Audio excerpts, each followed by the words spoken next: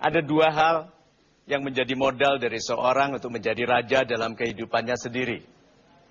Kehidupan yang indah adalah kehidupan di mana kita bebas melakukan yang kita sukai. Anda suka berenang, Anda berenang tiap hari. Anda suka menyelam sampai tidak muncul kembali. Jadi kerajaan kehidupan kita itu kerajaan pribadi. Lebih baik menjadi raja kecil dari sebuah keluarga yang sederhana. Daripada menjadi raja besar yang tersiksa karena ketidakjujuran dan ketidakαμanahannya. Jadi kalau begitu, yuk kita cari apa yang menjadikan seseorang menjadi raja yang utuh bagi kehidupannya. Raja itu bukan besarnya, raja itu penguasaan kebaikan dalam hidupnya. Raja-raja ini dibangun oleh pikiran yang kuat dan hati yang lembut.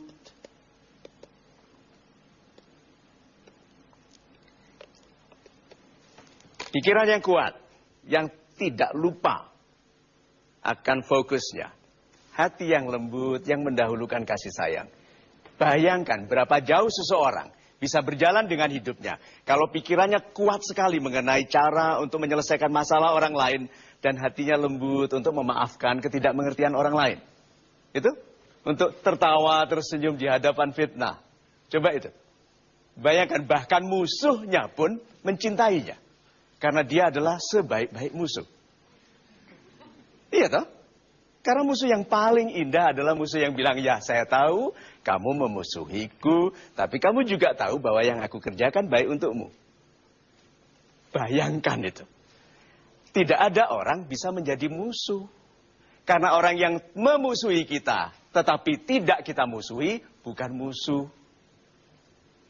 Bayangkan itu, pikiran yang kuat dan hati yang lembut. Mulai dari sekarang, jalan sehari-hari. Jadikan itu juga bagian dari zikir Anda. Pikiran yang kuat, hati yang lembut, pikiran yang kuat, hati yang lembut. Iya toh? Kenapa tidak kalau ketemu orang, apa kabar? Coba. Itu Anda sudah mulai masuk dalam pintu gerbang kerajaan Anda. Menjadi penguasa bagi yang Anda pikirkan dan penguasa bagi yang Anda rasakan. Arti orang-orang yang merasa cinta itu penantian tiada akhir belum mencari. Cara terbaik untuk mencari adalah membiarkan diri ditemukan. Betul. Karena you cannot find love. Love has to find you. Sebetulnya bukan cinta yang sumber derita, tapi cara mencintai yang salah. Cinta itu cantik, bahkan Tuhan pun disebut maha cinta. Jadi cinta tidak mempunyai kemampuan melukai. Yang melukai adalah orang yang mencintai dengan cara yang salah. Yuk, kasihkan anak kecil umur 1,5 tahun. Oke, jalan berai mulai lancar gitu, dilempar bola, kena badannya baru ditangkep, kan masih begitu dong? Kasih anak ayam yang baru menetas ke anak kecil umur 1,5 tahun. Apa yang terjadi? Mati. Karena kecintaannya, karena dia mencintai dan takut pergi, diremet. Berapa banyak suami kehilangan istri karena terlalu mengekang. Berapa banyak orang tua kehilangan anak karena terlalu mengendalikan. Cara mencintai yang salah, sumber derita, bukan cinta. Cinta tidak berlabuh di hati yang mudah saja, tapi pasti cinta memudahkan hati di mana dia berada. Itu sebabnya budak cinta selalu muda.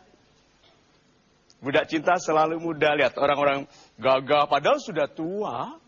Sudah tua kelihatan kakek-kakek tapi masih pakai vest. Tulisan jagal pasar. Tapi kalau dibuka vestnya, jagalah kebersihan pasar. Nah.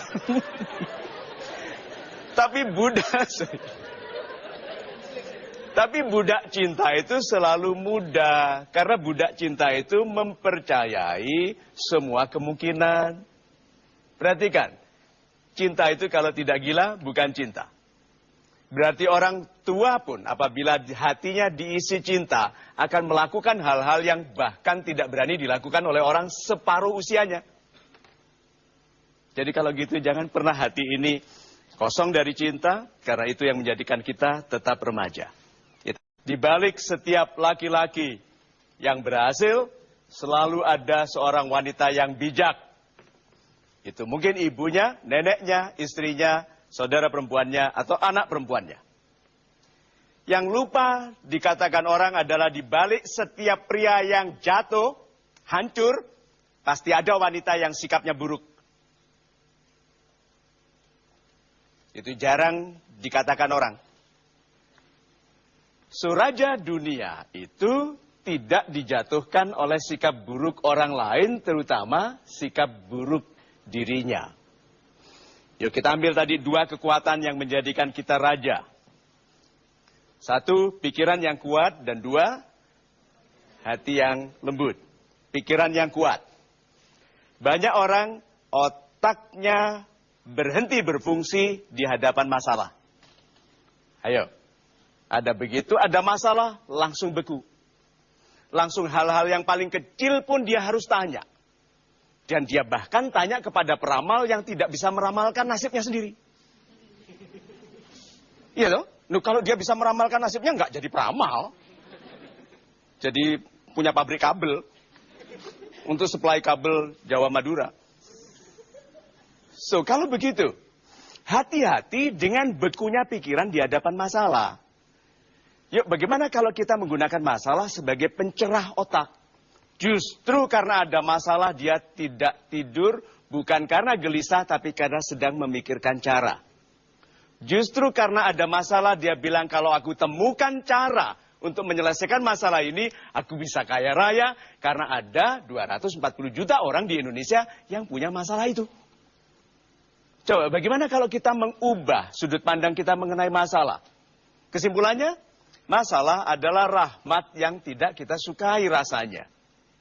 Begitu ada masalah, karena tidak suka, langsung otaknya membeku. Mulai dari sekarang, bebaskanlah diri Anda untuk menjadi raja dengan menyambut masalah dengan kegembiraan yang sama. Seperti Anda menerima hadiah. Supaya Anda bisa teliti. Dan jagalah musuh Anda lebih dekat lagi. Karena dia calon sahabat. Berhati-hatilah dalam berbisnis dengan orang-orang yang kita cintai. Kalau mau tahu orang baik, lihat 3 hal. Sudah pernah lihat dia marah enggak? Karena orang pendidikannya tinggi, gelarnya bisa profesor, doktor, macam-macam sampai jatuh dari kartu namanya. Ada toh orang kartu namanya sampai to be continued. Tetapi kalau marah norak seperti nggak pernah sekolah. Ada. Jangan pernah berbisnis dengan orang seperti itu. Karena orang yang baik itu marahnya anggun. Bahkan dia mau menembak pun permisi. Jangan gerak-gerak ya. Kalau meleset lebih sakit. Diam. Itu orang ditakuti sekali. Pernah lihat orang marah nggak? Kedua, pernah urusan dengan uang nggak? Karena waktu uang sedikit, sahabat itu setia. Tapi perhatikan perusahaan-perusahaan yang bermasalah, itu yang namanya sahabat setia, saudara sehati, kawan sejahtera. Itu yang nama-namanya justru harusnya mengindikasikan persahabatan. Begitu uangnya banyak, mulai. Ketiga, sudah pernah pergi jauh nggak sama dia? Orang bisa anggun waktu bertamu, tapi sudah waktu naik kereta api lama, naik bis lama, naik pesawat lama, mulai kelihatan rewelnya. Oh, toiletnya begini, ini makannya itu, ceng-ceng, gitu. Oke? Mulai kelihatan nih orang rewel kalau ada masalah. Lihat. Maka berhati-hatilah berbisnis dengan orang-orang yang dekat dengan Anda, karena ada kemungkinan Anda kehilangan saudara. Jadi lebih baik rugi. Tidak berbisnis, karena sumber rezeki dari manapun dan tidak harus dari dia, peliharalah persaudaraan. Untuk menjadi raja dibutuhkan keberanian. Keberanian untuk menghadapi masalah sering digantikan dengan keahlian membuat alasan.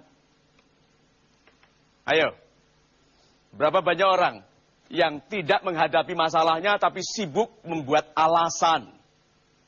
Seperti pria yang ukuran ikat pinggangnya sudah besar, gitu, mau lari pagi, bangun pagi jam 4, tapi lihat ke langit, wah, mendung. Tidak jadi lari. So, berapa banyak orang yang dalam hidupnya lebih sibuk membuat alasan yang menjauhkan dirinya dari pekerjaan, dari tindakan. Padahal yang disebut upaya adalah doa plus tindakan. Orang yang sudah berdoa tidak lengkap upayanya kalau dia tidak bertindak. Karena di dalam tindakan itulah Tuhan membuka kemungkinan-kemungkinan besar. Jadi orang yang berani segera bertindak, tidak mendahulukan alasan. Mengapa seorang wanita harus berlaku seperti ratu? Supaya menarik bagi pria-pria calon raja. Kan you cannot find love. Let love find you. Maka wanita yang berlaku seperti ratu. Yang jalannya seperti harimau lapar. Yang kalau mencium meleset itu loh, kan ada. Wanita itu harus berlaku seperti ratu. Supaya yang menarik kepadanya itu pria-pria hebat. Pria-pria berkualitas, pria-pria yang tahu. I am going to be king and I need somebody great to be my wife. Itu toh? So, mulai dari sekarang jangan murahkan diri, tertawa gitu, jangan ho ho ho. Wanita, oke, pukullah seperti membelai, begitu toh, suara nafasnya sesak, begitu, coba. Lalu pandailah, tapi jangan terlalu kelihatan mengontrol dengan kepandaian. Laki-laki khawatir dengan wanita yang terlalu pandai. Itu sebabnya mahasiswa tidak ada yang jatuh cinta kepada profesor wanita. Selain perbedaan usia ya. Nah, jadi wanita-wanita yang anggun itu sedang menyiapkan diri bagi kehidupan yang sangat kuat. Raja dunia dan budak cinta itu tidak bisa dipisahkan. Ada orang yang merajai dunia keuangan karena mencintai uang. Ada. Bahkan ada suku-suku tertentu yang lebih mudah kaya daripada suku-suku yang lain. Karena ada suku yang bicaranya hanya uang. Menilai orang berdasarkan uang. Ada suku-suku yang sulit kaya, sulit sejahtera karena membenci uang. Membenci orang kaya. Mentabukan pembicaraan mengenai uang. Lihat itu. Jadi bagaimana kalau kita sekarang lebih adil kepada tugas kita sebagai pemimpin dalam kehidupan ini? Jangan tabukan sesuatu yang tidak diharamkan Tuhan. Jangan nistakan, dustakan kenikmatan yang sudah diberikan Tuhan. Jangan ciptakan aturan-aturan baru yang menghalangi hak Anda untuk menjadi pribadi yang damai dan bermanfaat bagi sesama. Ikhlaslah untuk menerima tugas kita untuk besar melalui jalan cinta. So, orang-orang yang dalam kedamaian hatinya, dalam kerendahan hatinya, melihat dunia ini dari sudut pandang yang kecil, yang dirajainya, yang disyukurinya sebagai dunia kecil yang dipimpinnya. Bisa menjadi pemimpin yang besar apabila melalui jendela kecil kerendahan hatinya itu banyak orang menghormati nilainya bagi kebaikan mereka. Jadi gunakanlah jalan cinta yang menjadikan Anda tadi kurang istirahat, lupa makan, tidak tidur karena Anda sedang sibuk melakukan sesuatu yang Anda cintai agar Anda menjadi pribadi yang bernilai bagi kebaikan kehidupan sesama. Itu.